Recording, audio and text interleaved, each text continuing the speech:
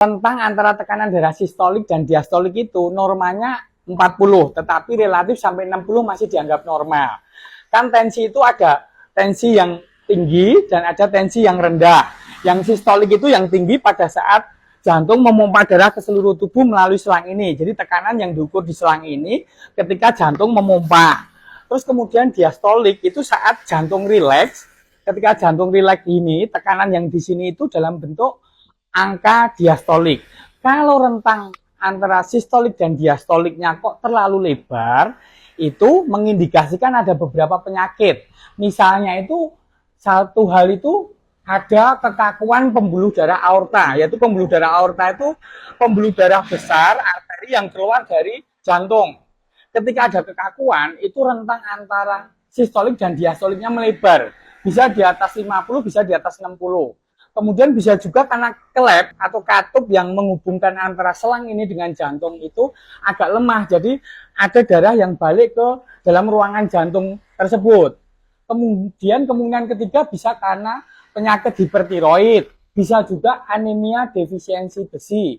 Bisa juga pada orang tua atau olahragawan. Bisa juga pada orang yang kena diabetes. Biasanya rentang antara sistolik dan diastolik itu lebih lebar. Kemudian kalau rentang antara sistolik dan diastolik itu kok menyempit, itu juga mengindikasikan mungkin ada penyakit khusus.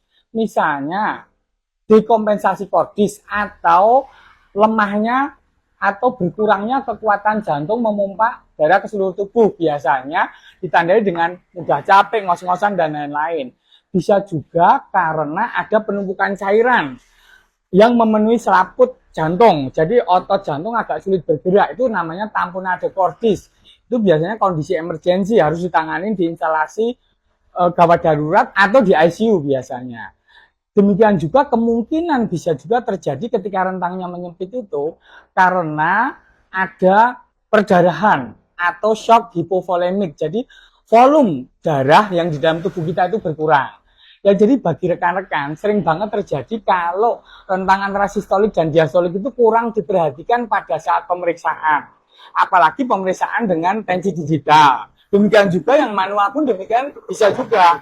Makanya ketika rentang itu kok terlalu jauh atau terlalu sempit, lebih baik meminta ke suster atau dokter yang memeriksa untuk cek ulang supaya lebih teliti. Dan ketika didapati rentangnya kok di atas 40, di atas 60 atau menyempit di bawah 40, itu tanyakan kepada dokter apakah ada gejala penyakit khusus, atau lebih baik juga bisa ke internis atau ke dokter jantung.